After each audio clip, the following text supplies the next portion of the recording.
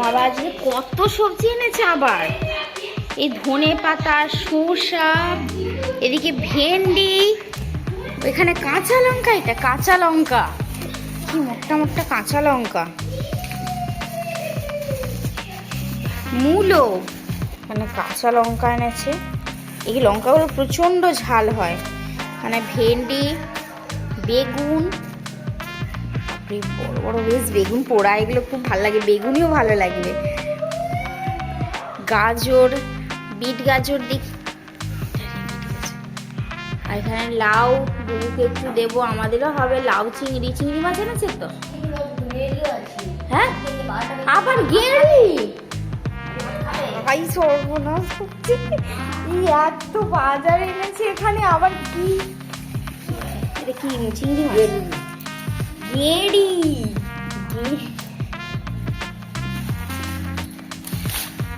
তাহলে পালং শাক আছে তোমার, পালং শাক দিয়ে গেঁড়ি দিয়ে হবে। আর এখানে যে চিংড়ি মাছ এনেছে, লাউ চিংড়ি, কখন হবে কে জানে হবে। আর এদিকে রুই মাছও এনেছে, বড় কাটা মাছ এইগুলো। আবার তোমার দাদা আবার সে চিংড়ি মাছ পছন্দ করে না, সেই জন্য এই কাটা মাছ এনেছে। অনেক বড় বড় চাকা, বেশ অনেক বড় বড় মোটা মোটা একেবারে। দেখো ফ্রেন্ডস, তোমাদের এইটার কথাই বলেছিলাম, এইটাই আমাদের অনেকদিনই ইচ্ছে ছিল, তো এটা হয়ে গেছে। এটা কিরকম ভাবে স্টার্ট হয়ে গেল, তো এই দেখো হাতটা দিয়ে হাতটা ওয়েভ করলাম, স্টার্ট হয়ে গেল। ফ্যানটাও চলছে, দেখছো কতটা স্পিডে। ফ্যানটা যদি আবারও বাড়াতে চাই আমরা, কিভাবে বাড়বে আরো দেখো। এটা দেখো, এটা ফ্যানটা A5 রয়েছে, এটাকে আমি আরো বাড়াতে গেলে এটা বেড়ে যাবে। যতটা বাড়াতে চাইবে ততটাই বাড়বে এটা। তারপর এটাকে আবার স্টপ করতে গেলে দুবার হাতটাকে ওয়েভ করলে স্টপ হয়ে গেল। দুগুণ মাছ হয়ে গেছে, মাছটা তুলে নিচ্ছে। এইবার মা গেড়িটা ছাড়বে। গেড়ি পালং শাকের তরকারির জন্য, পালং শাকের তরকারি হবে। গেড়িটা দেখো একদম সুন্দরভাবে কড়কড়া হয়ে ভাজা হয়ে গেছে। এবার মা তুলে নিচ্ছে গেড়িটা।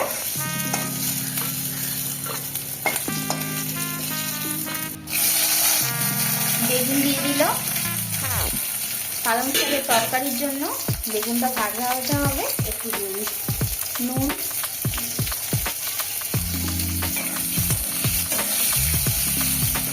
দেখো বেগুনটা ভালোভাবে ভাজা হয়ে গেছে। এবার শিম তুলে দিচ্ছে।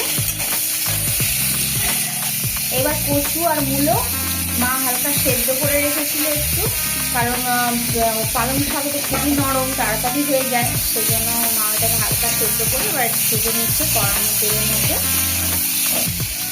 হলুদ গুঁড়ো, লঙ্কা গুঁড়ো, জিরে গুঁড়ো, এটাই মশলা। এবার মা ভালোভাবে কষিয়ে নেবে। পালং এটা কষানো হয়ে গেছে মশলাটা, এবার মা পালং শাক দিয়ে দিল। পালং শাকটা দিয়ে আর একটু হবে। দেখো পালং শাকের তরকারিটা ভালোভাবে বসানো হয়ে গেছে, এদিকে ভাজা হয়ে গেছে, হাফ সেদ্ধ হয়ে গেছে, এখন আরো একটু বাকি রয়েছে। এইবার মা গেড়িটা দিয়ে দেব।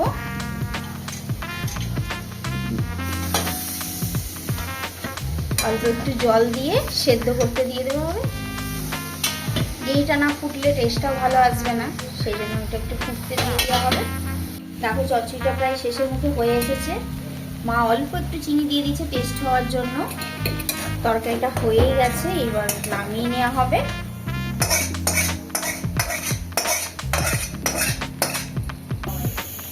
এটা গেড়ি দিয়ে পালং শাকের তরকারি কমপ্লিট। আমাদের পালং শাকের তরকারি শুরু করে দিয়েছে।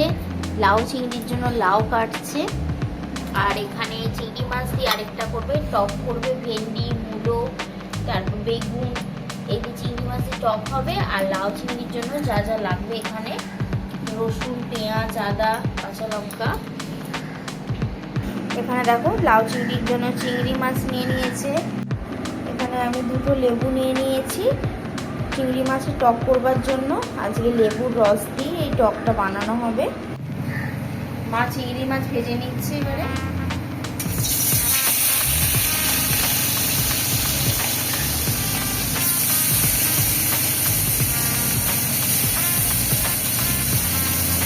তুলে নেওয়ার পরে এবার ওই তেলের মধ্যে এই লাউ চিংড়ির আলু তুলে দিচ্ছে। লম্বা লম্বা করে কেটেছে, দেখেছো আলুগুলো? আলুগুলো ভাজা ভাজা হবে। দেখো আলুটা লাল লাল করে ভাজা হয়ে গেছে। এবার মা পেঁয়াজ ভাজা তুলে দিল। পেঁয়াজ ভাজার সাথেই চিনি দিয়ে দিচ্ছে রং হওয়ার জন্য, আর টেস্টটাও হবে। লাউতে তো একটু চিনি দিতেই লাগে। পেঁয়াজ দেখো ভাজা ভাজা হয়ে গেছে। এইবার মশলাটা, আদা রসুন পেস্ট করা মশলাটা দিয়ে দিল।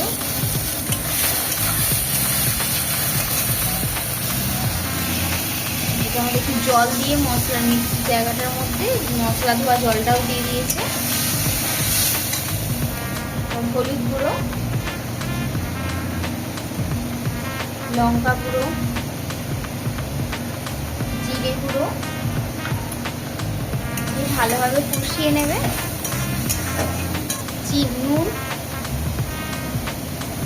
নুন দিয়ে দিয়েছে স্বাদ অনুসারে। দেখো ভালোভাবে কষানো হয়ে গেছে। সাইডে দেখতে পাচ্ছ তেল ছেড়ে গেছে। এইবার লাউটাকে তুলে দিতে হবে। লাউটার সাথে ভালোভাবে কষাবে। লাউ দেওয়া মাত্র একটু জল তো বেরোবেই। লাউটা কষাও হবে এর সাথে, আর সেদ্ধ করতে দেওয়া হবে।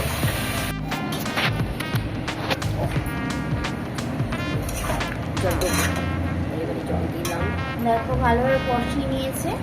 এইবার মা সেদ্ধ করার জন্য জল দিয়ে দিল।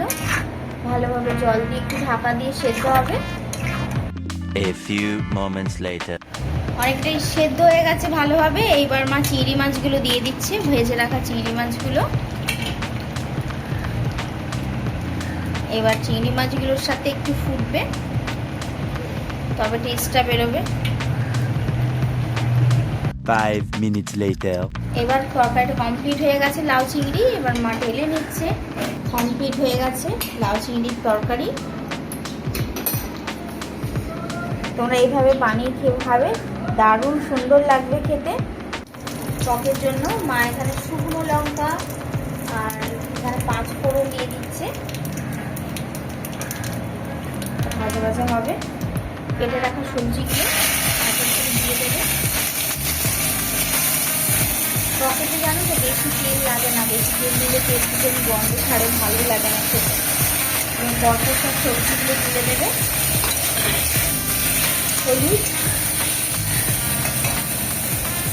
হলুদ দিয়ে ভালোভাবে এগুলো ভেজে নেবে একটু হালকা করে। নুন। এই টকটা খেতে জানো দারুণ লাগে, খুব সুন্দর লাগে টকটা খেতে। আর চিংড়ি মাছ পড়লে তো যে কোনো জিনিসই টেস্টি লাগে। তো এটা ভাজা ভাজা হয়ে গেছে। এবার জল দিয়ে দিলাম, সেদ্ধ হবে। সেদ্ধ হয়ে যাওয়ার পর কালারটা বেশ দেখবে ফুটে গেছে। এবার মা মাছটা দিয়ে দিচ্ছে। মাছটার সাথে ফুটলে টেস্টটা বেরোবে। A few moments later. দেখো টকটা ভালোভাবে সমস্ত সবজি সেদ্ধ হয়ে গেছে। এবার লেবুর রসটা নিগড়ে রাখা ওটা দিয়ে দেওয়া হবে। এবার নামানো হবে যেহেতু টকটা, ওই জন্য লেবুর রসটা এখন দিয়ে দেওয়া হলো। সাথে মিশিয়ে নিয়ে এবার নামিয়ে নেবে। লেবুর রস বেশি ফোটালে আবার তেতো হয়ে যায়। টকটা দেখো ঢেলে দিয়েছে। টকটা কমপ্লিট হয়ে গেছে। কি সুন্দর কালারটা এসেছে না? এরকম ভাবে টকটা খেয়ে দেখবে, খুব সুন্দর লাগবে টকটা খেতে। তুমি এখন এলে, আমি এই সব শেষ হয়ে গেল আমার খাওয়া। পালং শাকের তরকারি শেষ হয়ে গেছে। এত সুন্দর হয়েছিল। চিংড়ি মাছটা খাচ্ছি, লাউ চিংড়ি হয়েছে, আর এই যে টক পালং শাকটা তো আগেই খেয়ে নিয়েছি।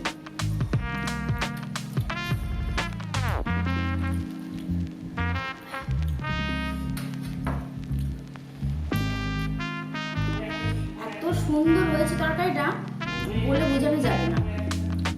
কি দূর ভাই ছাদে চলে এসেছি খাওয়া দাওয়া করে আজকে, কিন্তু অনেকটাই লেট হয়ে গেছে। ভাবলাম একটু রোদ পোহাবো, কিন্তু রোদ তো পোহাতে পারছি না। এখানে যথেষ্ট হাওয়া লাগছে, ঠান্ডাও লাগছে।